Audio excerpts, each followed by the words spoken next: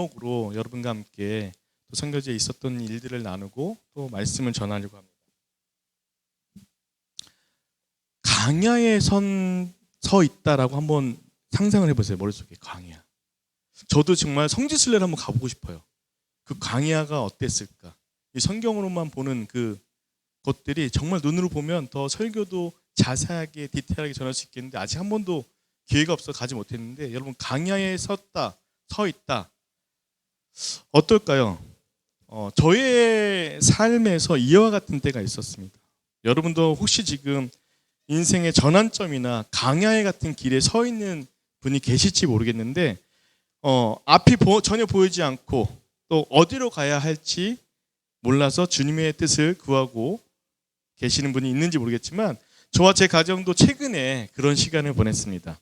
말레이시아에서 10년 동안 사역을 하면서 또 수많은 하나님의 은혜를 경험을 했지만 2023년 말 정도에 하나님께서 마치 그 창세기 12장에 아브라함에게 말씀하셨던 것처럼 너는 너의 고향과 친척과 아버지의 집을 떠나 내가 내게 보여줄 땅으로 가라 라는 말씀을 주셨고 또 우리가 기도하면서 정말 그게 하나님의 뜻이 맞는지를 구하고 그러다가 또 하나님께서 우리의 가정에 보여주시는 몇 가지 또 일들을 보면서 결정했고 우리가 말레이시아로 7월 1일 날 말레이시아에서 인도네시아로 떠나갔습니다. 우리가 순종하면서 인도네시아로 들어왔는데요. 모든 것이 낯설고 막막했죠. 그리고 땅은 한국 땅보다 19배나 커요.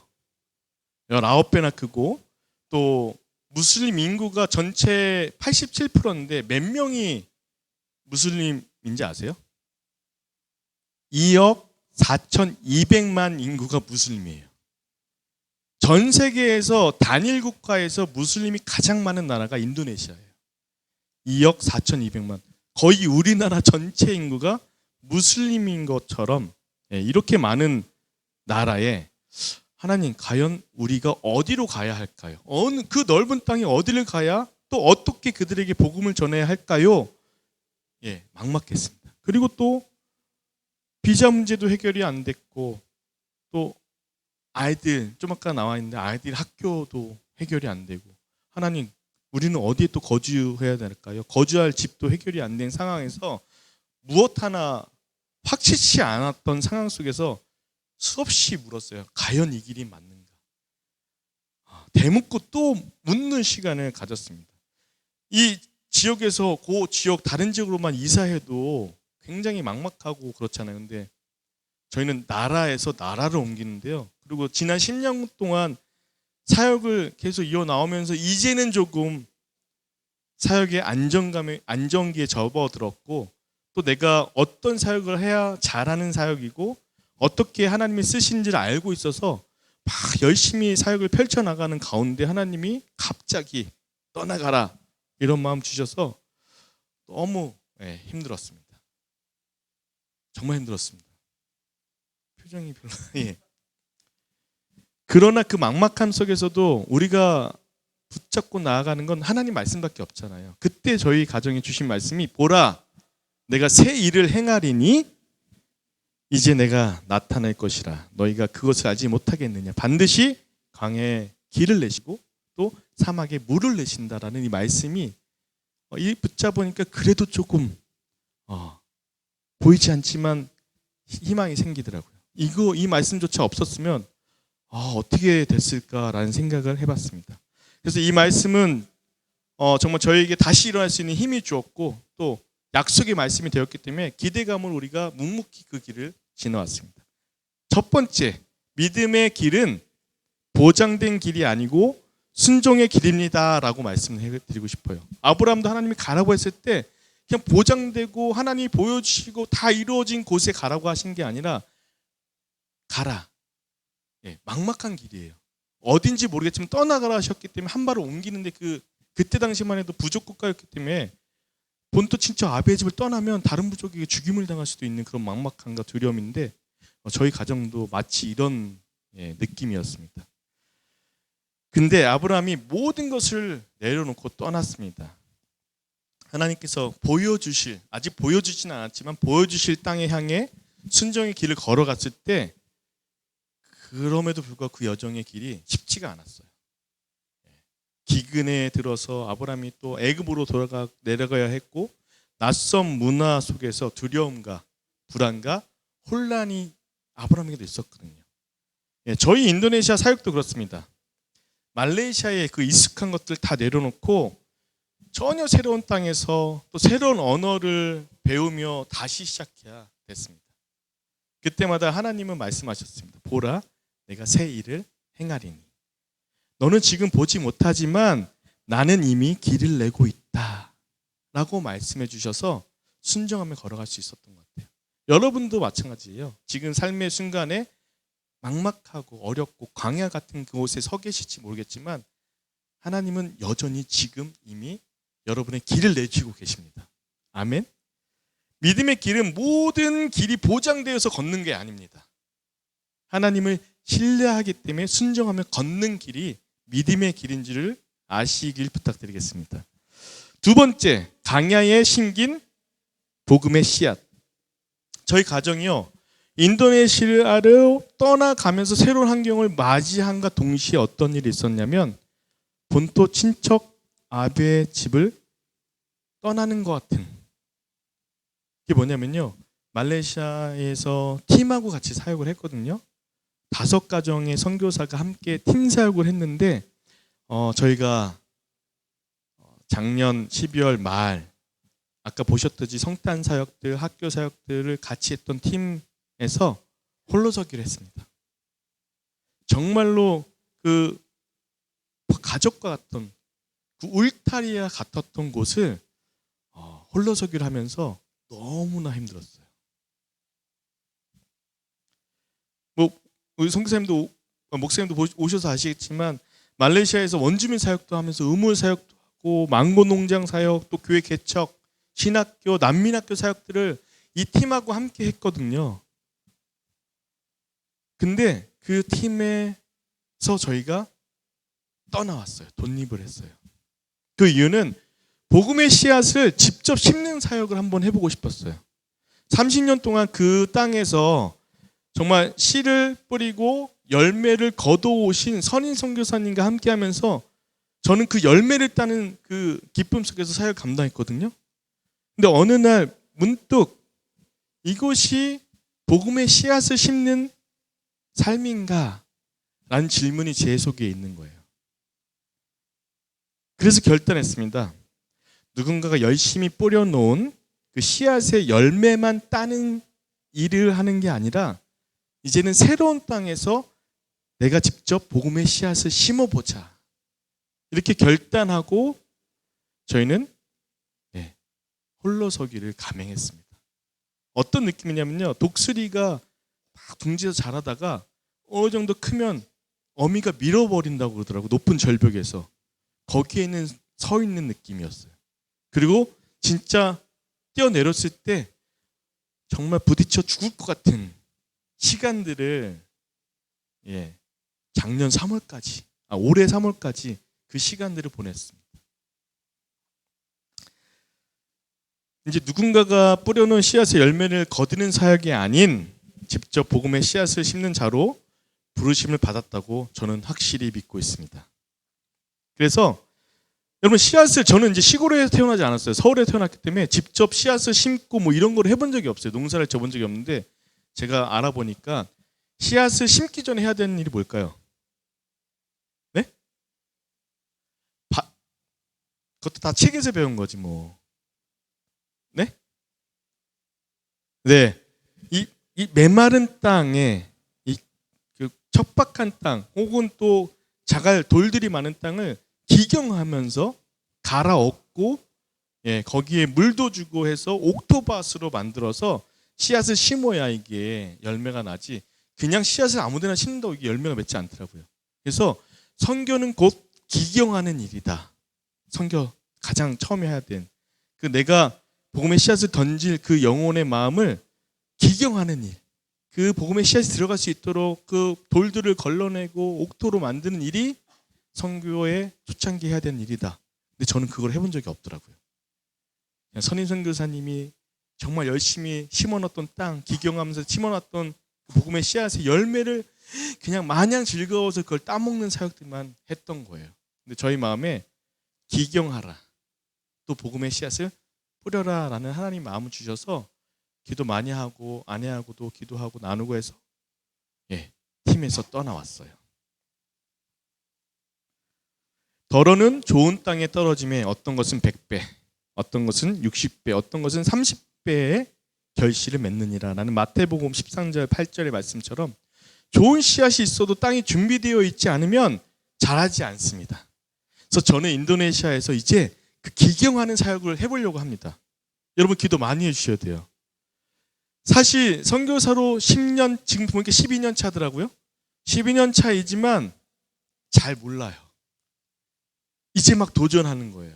이제 막 나에게 맡겨진 영혼들의 마음을 기경하고 그곳에 복음을, 그 씨앗을 직접 심기로 작정하고 지금 한 걸음 한 걸음 가고 있는데, 여러분의 기도가 절실히 필요할까요, 안 필요할까요?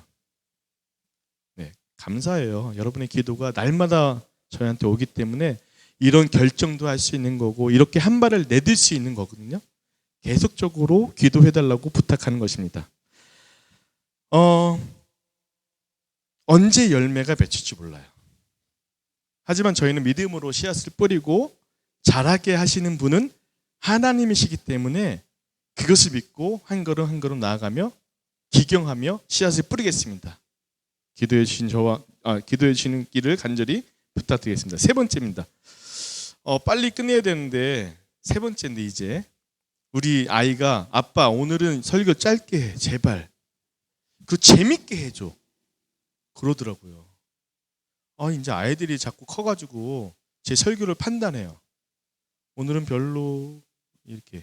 세 번째 왔거든요. 지금 몇 번째까지 있다고 얘기하면 5번째까지 있어요. 이제 세 번째 왔으니까 좀 더 집중해 주셔서 들었으면 좋겠습니다. 강야의 난길, 세 번째. 인도네시아 도착하고 얼마 지나지 않아서 여전히 우리를 힘들게 했던 문제가 비자 문제예요. 소식을 계속 들으셔서 아시겠지만 말레이시아에서 10년 동안 있으면서 매년 비자 때문에 정말 많이 고생했습니다. 그리고 한 번은 저희 할머니가 돌아가셨는데도 비자가 없어서 무비자이기 때문에 나갈 수가 없었어요. 그 할머니는 어떤 분이었냐면요, 제가 5대 독자가 될 뻔했어요. 아버지가 4대 독자인데 제 밑에 남동생이 있는 바람에 군대 안 갈 수 있었는데 5대 독자가 될 수 있었는데 아버지가 4대 독자고 제가 장손이어서 우리 할머니가 어렸을 때부터 그 명절 때고 이럴 때 다 와도 제가 안 오면 아무도 안 왔다고 그러시는 거예요. 근데 아무도 안 와도 제가 가면 다 왔어. 그렇게 저를 좋아하셨어요. 그리고 마지막 때에 편찮으셔서 치매가 걸리시고 집에서 좀 계셨는데 사람들을 못 알아보셨어요. 본인이 그토록 사랑하시던 저희 아버지도 4대 독자인 아들도 못 알아봤는데, 제가 말레이시아 사역하다가 한번 가면 펭귀야 이렇게 부르셨어요. 그만큼 저를 사랑하셨는데 그 할머니께서 돌아가셨는데 제가 못 나갔어요. 비자가 안 돼서. 그래서 그때 돌아가셨다는 소식을 들었지만 못 가고, 또 그때 막 코로나가 막 끝날 때쯤 저희가 난민학교를 새로 오픈하면서 막 페인트도 칠하고 아침에 일찍 가서 공사하고 이럴 때 우리 와이프 오늘 배고프니까 아침 밖에 나가서 국수 한 잔 먹고 오자 그래서 막 나갔고 국수를 먹었는데 사진이 띡, 할머니께서 이제 땅에 안치되는 사진들이 가족톡방에 올라왔는데 저도 모르게 막 펑펑 울었어요. 맛있게 먹다가 펑펑 울었더니 주변에 인도 친구들, 중국 친구들, 말레 애들이 쟤 뭐야? 갑자기 맛있게 먹다 왜 울어? 근데 또 이제 또 사역하러 가야지 눈물 닦고 다시 맛있게 먹으면서 갔던 기억이 있어요. 네, 그만큼 비자가 어려웠어요. 근데 인도네시아도 비자가 길은 많이 있습니다. 길은 많이 있는데 이게 쉽지가 않더라고요. 학생 비자를 받으면, 제가 선교사인데 그 비자 때문에 어쩔 수 없이 가장 쉬운 학생 비자를 받으면 그 학교에서 공부를 해야 돼요. 일주일 동안 4일 동안 대학교 가서 공부를 해야 돼요. 제가 가장 싫어하는 게 뭔지 아세요? 공부예요. 제가 가장 좋아하는 게 뭔지 아세요? 선교 사역이에요. 근데 비자가 없다고 학생 비자를 받으면 그렇게 싫어하는 공부를 하면서 해야 되는데 하나님 저 학생 비자 받기 싫습니다. 예. 그리고 제가 그 또 어느 선교사님은 그 학생 비자가 아닌 비즈니스 비자를 하거든요. 돈이 많이 있어야 돼요. 비즈니스 또 직접 해야 돼요. 근데 그 사람들은 비즈니스 비자면 선교를 할 수가 없어요. 비즈니스만 해야 되는데 선교하다 걸리면 추방당해요. 하나님 비즈니스도 아니에요. 그럼 무슨 비자가 필요하냐? 현지 교회에 소속돼서 그 교회 교단의 이민국에 저의 비자를 요청해요. 종교 비자라고. 종교 비자를 요청하면 그 종교 비자를 제가 받게 되면 교단과 함께 어느 곳에든지 선교를 할 수 있는 비자인 거예요. 이 비자가 쉬울까요? 안 쉬울까요? 왜냐하면 그 교회 교단에서 나를 보증해서 비자를 주는 거기 때문에 제가 자칫 잘못되면 교회가 큰 어려움에 빠질 수 있습니다. 그래서 함부로 비자도 주지 않고 그 비자가 그 또 많지가 않아요. 교단에서 내줄 수 있는 비자가 수가 많지 않아요. 대부분 10년 차 아래에 있는 선교사님들은 그런 비자가 없어요. 왜냐하면 현지 교단하고 그만큼 오랜 시간 동안 사역을 하고 긴밀하게 또 신뢰가 쌓이고 난 다음에 교단에서 비자를 주는 거기 때문에 거의 10년 이상 되신 분들이 교단 비자를 갖고 있고 그 밑에 선교사님들은 뭐 학생 비자고 어학 비자 이렇게 하고 있습니다.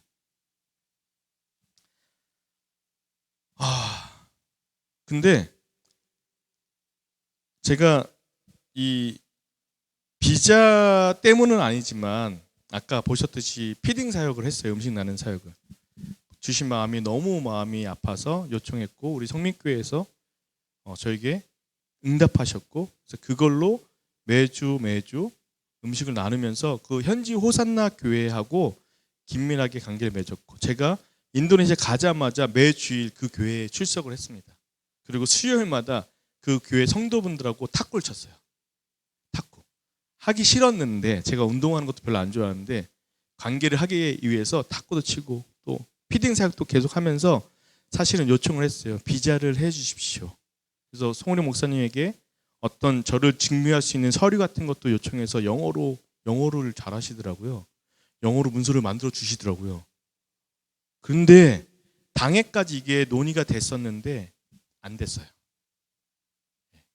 그리고 그 교회에서 또 다른 신학교에 가서 저희 비자를 위해서 직접 가서 했는데도 그 비자가 안 됐습니다.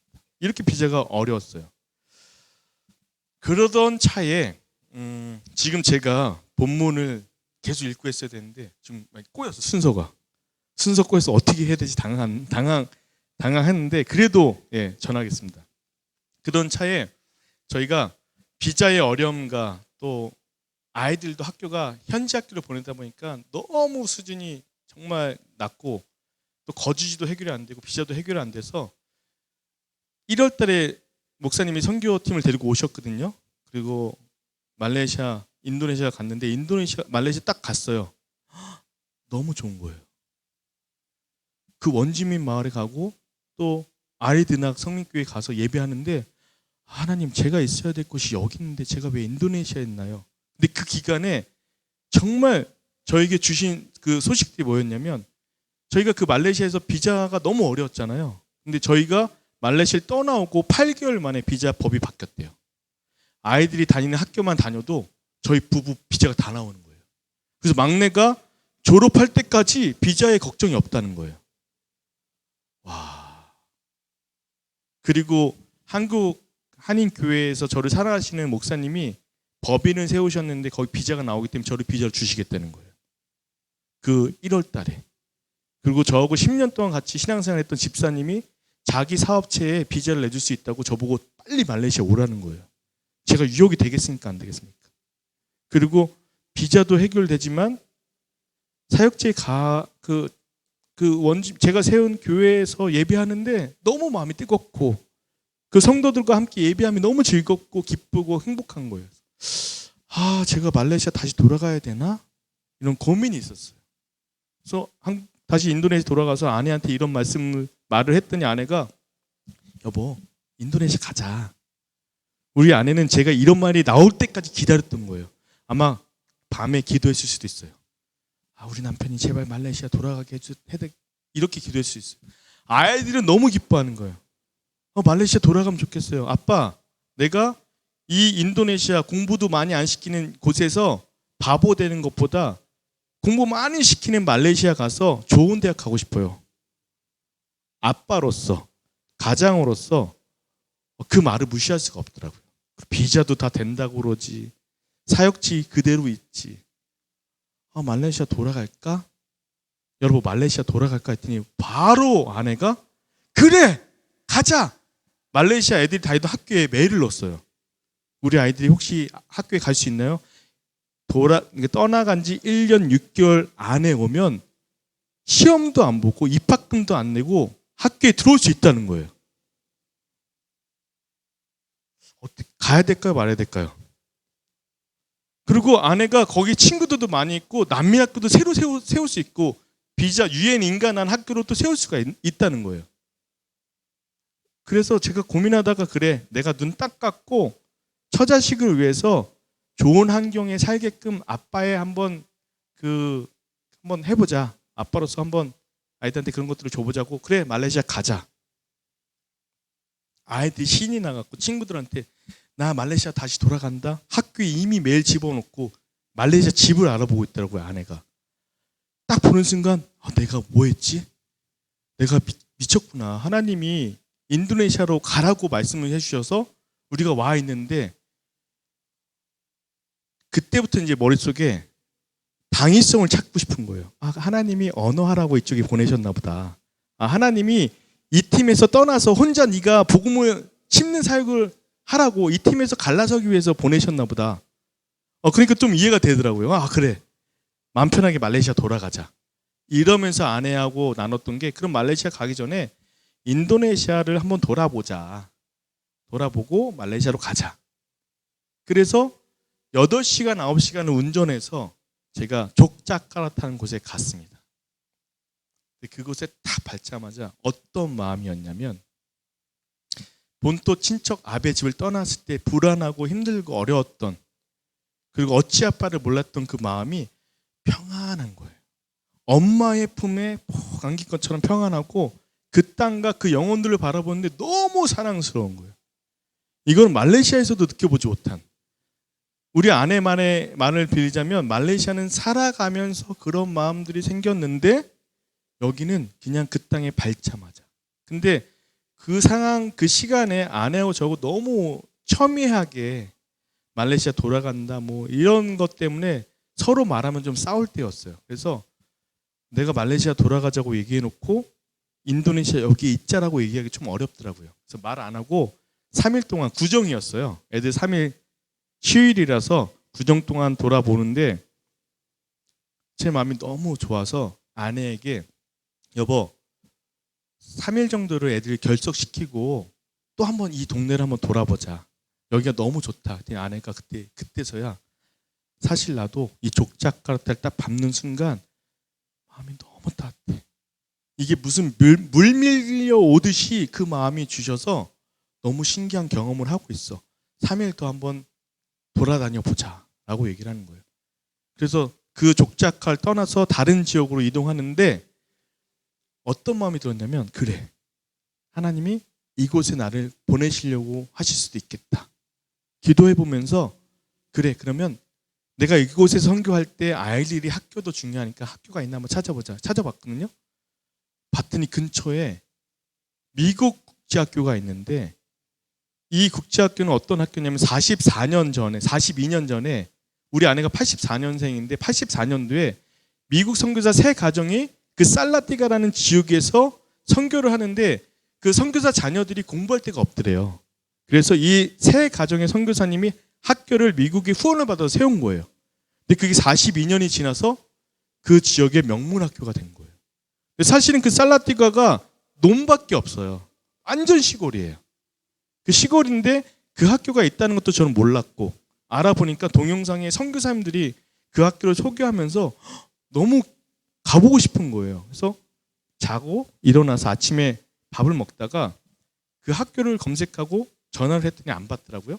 근데 이제 카톡 같은 왓츠앱이 있어서 문자를 남겼더니 받아요. 저희가 이런 사람들인데 저희 집은 여기서 6시간 떨어져 있는 곳인데 잠깐 이 근처에 들렸다가 한번 학교를 보고 싶은데 가능한가요? 했더니 오라는 거예요. 그래서 갔어요. 근데 아이들이 아빠 말레이시아 학교 갈 건데 왜 거기 학교를 가? 눈치가 빤한 거예요. 애들이 커갖고. 당황했어요. 제가. 이걸 어떻게 얘기해야 되지? 그래서 솔직히 한번 얘기해보자. 사실은 아빠가 말레이시아에서 하나님의 부르심을 받고 말씀을 받고 인도네시아로 왔는데 선교사이기 전에 너네들의 아빠고 또 아내의 남편인데 너네들이 그토록 원해서 사실 말레이시아로 돌아가자고 얘기했다. 근데 그때부터 내가 기도가 안 나왔다. 내 마음 한 곳에 정말 무거운 돌이 있는 것 같이 답답함이 있어서 기도를 못했어. 너네도 생각해봐. 아빠가 너네 여기로 가라고 얘기했는데 너네가 그 아빠 말을 무시하고 다른 데로 간다고 생각해봐. 너의 마음이 어떻겠니? 그 마음이 지금 아빠의 마음이야. 그래서 요 학교가 멀리 떨어져 있으니까 한번 보기만 하자. 근데 애들이 이만큼 나와가지고 간 거예요. 가서 학교를 막 둘러보는데 큰 딸이 저한테 막 와서 아빠 내가 이 학교 다니려면 어떻게 해야 돼? 제가 뭐라고 그랬냐면요. 너네가 이 학교 다니려면 아빠가 여기서 선교하면 되겠지? 그럼 너네 때문에 내가 여기 선교할까? 아빠 여기서 선교해라. 나 이 학교 다닐래. 근데 둘째 셋째도 와갖고 아빠 나 이 학교 다닐래요.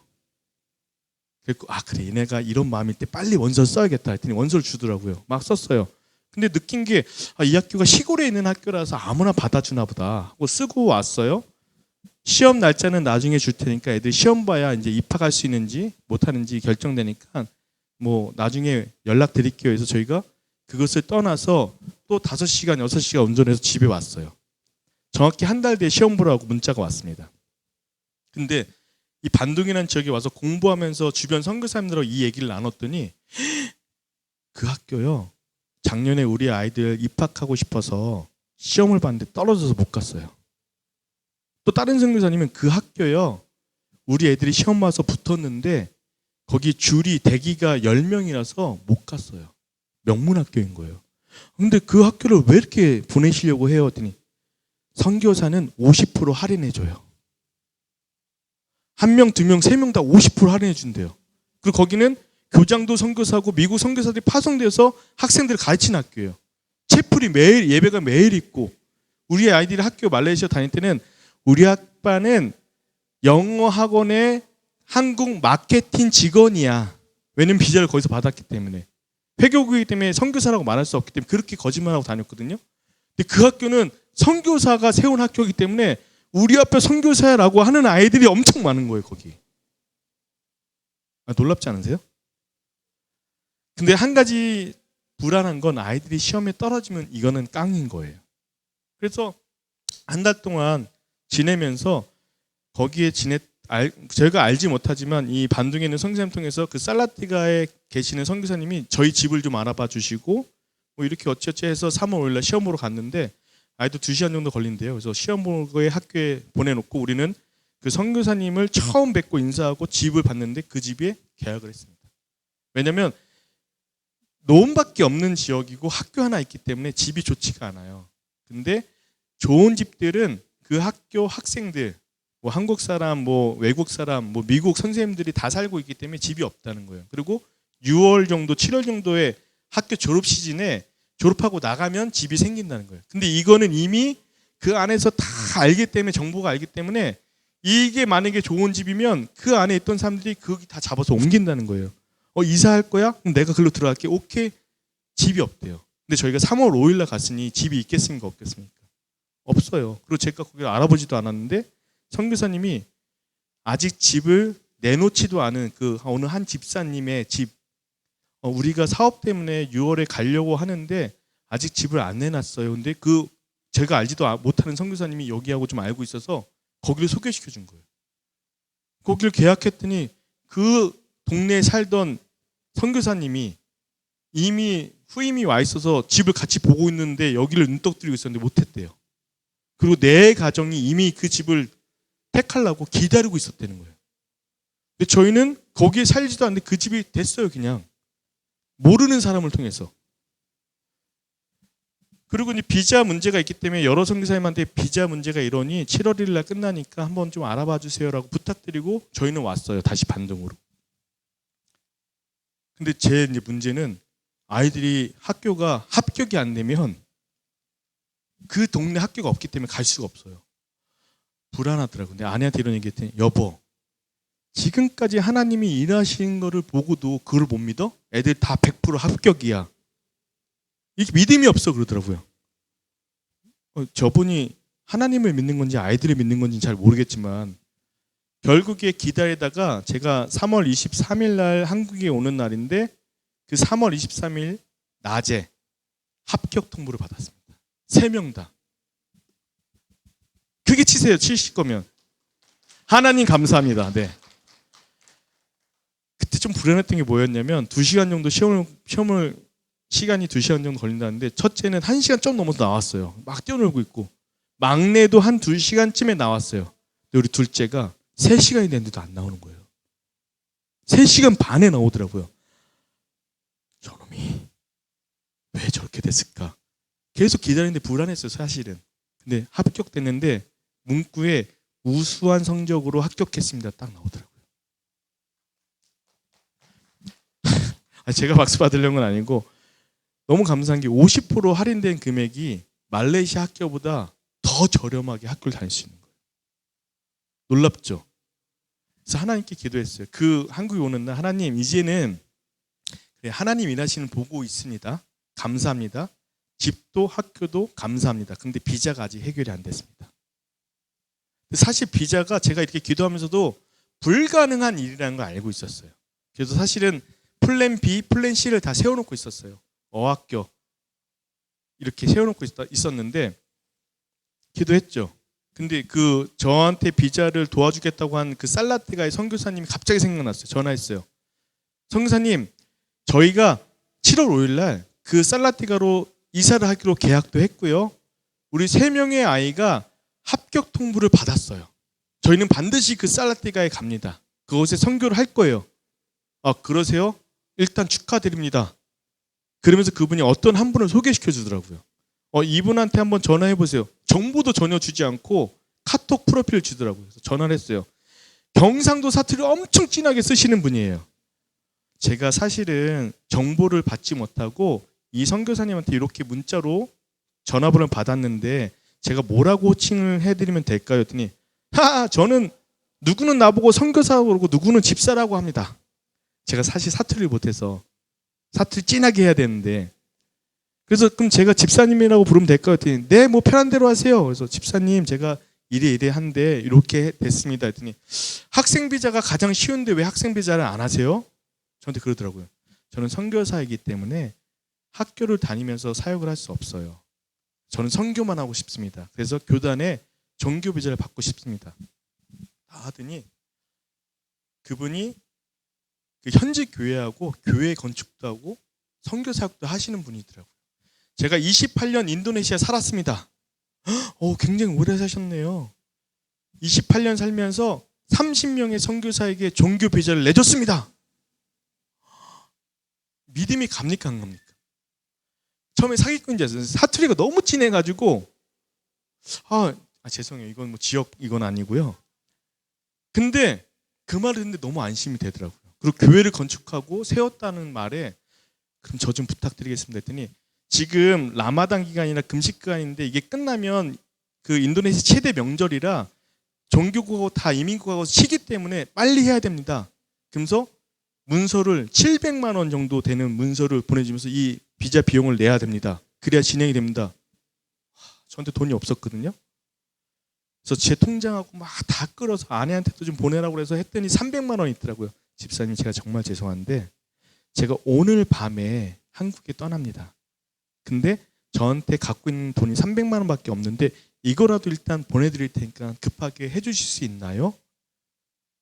알겠습니다. 급하시니까 해주겠습니다. 일단 필요한 서류들이 이런 게 있으니까 보내주십시오. 그래서 제가 막 급하게 서류를 만들어서 보내고 300만 원도 보냈습니다. 그래서 지금 제 비자가 진행 중에 있고 현지 종교국의 심사 과정에 있어요. 기도하셔야겠어요? 안 하셔야겠어요? 하셔야겠죠.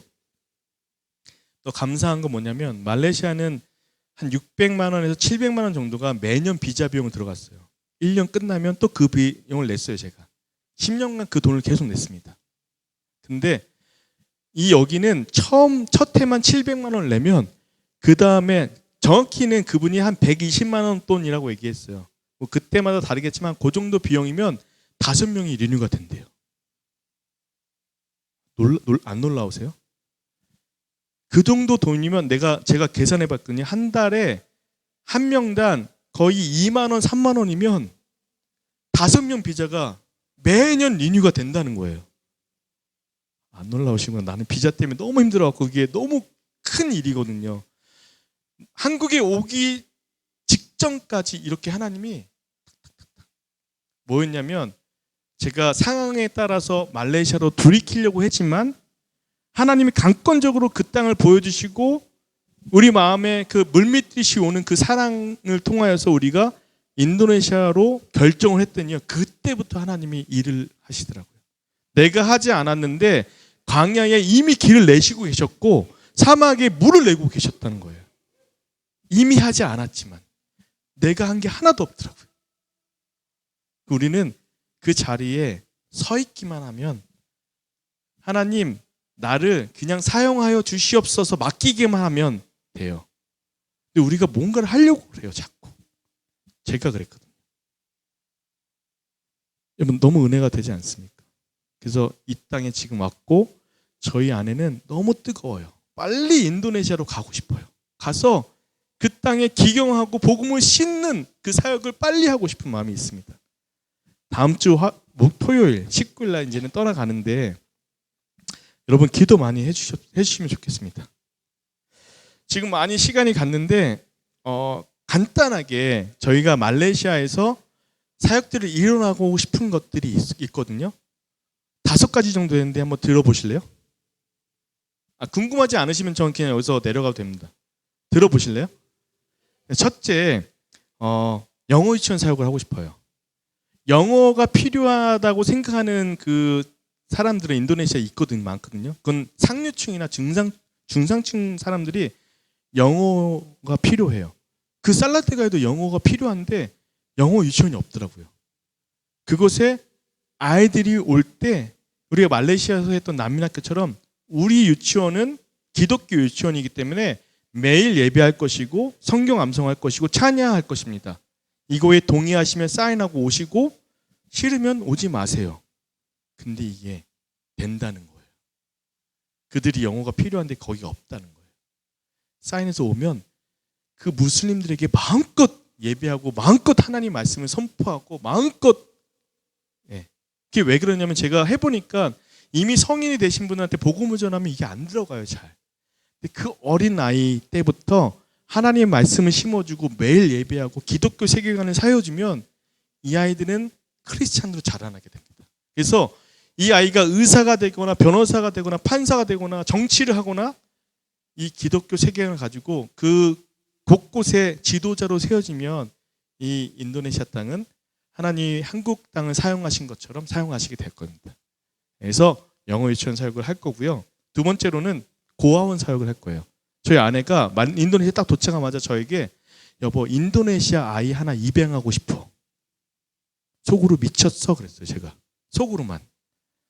야, 내 아이 3명도 내가 때로는 정말로 이거를 진짜 어떻게 이렇게 온전히 사랑할 수 없을 때가 가끔 있는데 이 인도네시아 아이를 입양하면 나는 자신이 없다. 나는 못한다. 그때 우리 아내가 이 빌드업을 한 거였더라고요. 우리 아내가 그러면 고아원 하면 안 돼? 고아원을 한다고? 왜 그런지 들어봐. 무슬림들은 결혼 전에 아기를 가지면 전통적으로 안 돼요. 그래서 그 아기를 버려요. 그래서 부모가 없는 아이가 너무 많고 할머니한테 자라는 아이들이 너무 많고 그러면서 하는 말이 무슬림 사이에서 태어났던 아이가 나와 당신이 엄마와 아빠의 역할을 해주자. 그래서 얘를 예수 그리스도의 자녀로 만들자. 거기에 제가 넘어갔어요. 그래. 고아원 사역하자. 여보, 근데 내가 영어 유치원 사역하면서 오는 등록금으로 일부를 고아원 사역에 써서 지속 가능한 구조로 만들어 볼게. 아내가 그러는 거예요. 그렇게 해라. 여러분 너무 감사하지 않나요? 무슬림의 아이로 태어났는데 버려진 아이를 우리가 잘 예수님의 마음으로 섬겨서 그리스도인으로 만들어내는 게 얼마나 소중한 일인지 그래서 기도하고 있습니다. 그리고 세 번째, 기술 학교를 세우고자 합니다. 이 피딩 사역만 그 음식 나눠주는 사역하면서 제가 한계 부딪힌 게 과연 이들이 일시적으로 배고픔을 해결하는 게 궁극적인 해결이 될까라는 고민이 있었어요. 이 사역이 정말 이들에게 필요한 사역일까? 아니더라고요. 물론 음식을 나눠주면서 복음을 전할 수 있지만 이들을 세워야겠다라는 마음이 들어서 기술학교를 세워서 처음엔 제가 용접도 할 수 있고 막 기술이 있거든요. 그래서 이들이 기술학교에 와서 기술을 전수하기 전에 예배를 하고 복음을 전하고 회심한 가운데 기술을 주는 거예요. 전수시켜주는 거예요. 처음에 용접을 하겠죠. 용접을 막 가르쳐주고 그 안에 복음을 전하고 그러고 나서 수료를 하면 제가 용접기 하나를 선물로 주려고 그래요. 20만 원 정도 하거든요. 그러면 이들이 나가서 혼자 일을 하면서 먹거리를 만들고 가정을 세울 수 있을 거 아니에요. 저는 어디까지 생각하면요. 전기, 조족 아세요? 조족? 벽돌 쌓는 거, 미장, 뭐 이런 것들을 제가 조리식 건축도 했고 다 했어요.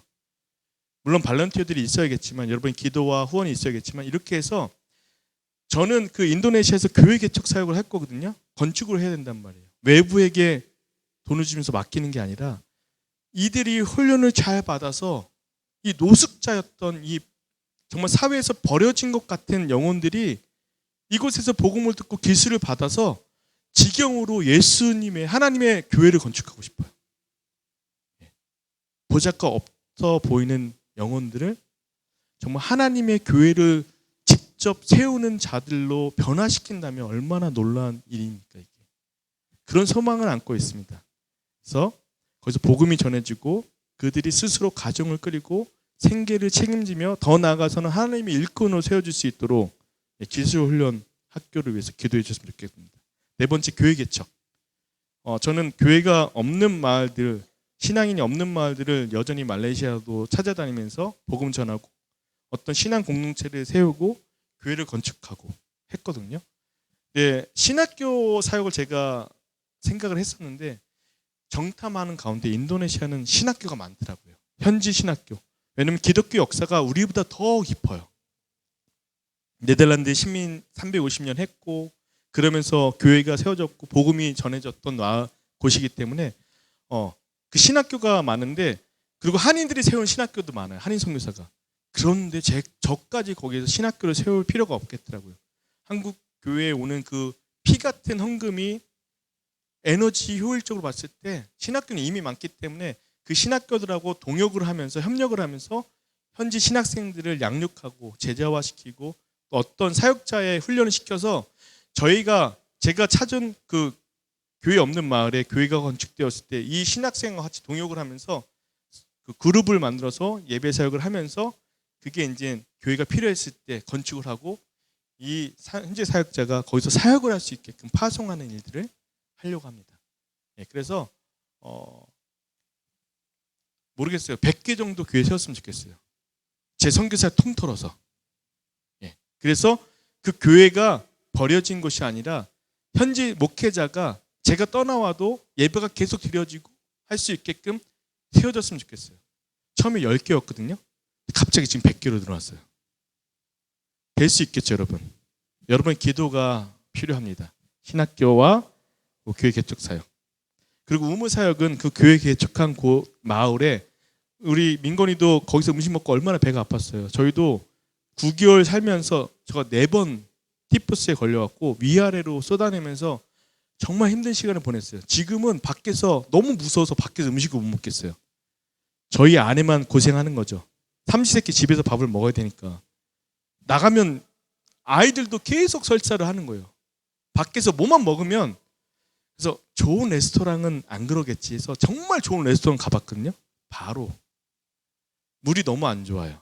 그래서 그 우물이 되게 필요한데 그 우물을 교회 근처 마을에 세워주고 거기가 이제 식수 때문에 모일 거 아니에요. 그럼 거기서 또 예수님도 전하고 그 마을 사람들이 그 우물의 식수의 혜택을 받은 사람들이 교회로 올 수 있게끔 이런 사역들을 이뤄 나가려고 합니다. 누구든지 내가 주는 물을 마시는 자는 영원히 목마르지 아니하리라. 식수 우물 사역을 통해서 이 예수님의 생명을 주는 사역을 하고 싶습니다. 결론입니다. 이 모든 사역은 단순히 계획으로 끝나는 것이 아니라 하나님의 인도하심을 따라 한 걸음씩 실현돼 가고 있습니다. 저희 부부는 이 사역을 현장에서 몸으로 뛰겠습니다. 여러분은 기도와 후원으로 함께 동역해 주시길 간절히 부탁드리겠습니다. 복음의 씨앗을 뿌리고 땅을 기경하고 또 생명의 열매를 기대하는 이 길에 하나님께서 어떻게 역사하시는지 함께 목도하면서 동역하면서 걸어가는 저와 여러분이 되었으면 좋겠습니다. 아멘. 마태복음 6장 33절 마지막 말씀드립니다. 먼저 그의 나라와 그의 의를 구하라. 그리하면 이 모든 것을 너에게 더하시리라. 우리는 계획하지만 하나님은 더 좋은 길을 준비해 놓으십니다. 우리는 두려워하지만 하나님은 이미 일하고 계십니다. 성도 여러분, 지금 이 순간에 그 광야 같은 곳에 서 계신 분도 있지만 오늘 이 말씀 붙잡고 살아가실 때 하나님이 이미 이전부터 나를 위해 예비한 길이 있으시구나. 그 약속의 말씀 붙잡고 힘을 내시고 다시금 일어나서 하나님이 내시는 그 길을 온전히 순종하며 걸어가는 저와 여러분이 되시기를 예수님의 이름으로 축원합니다. 기도하겠습니다. 사랑과 은혜의 하나님, 오늘 이 시간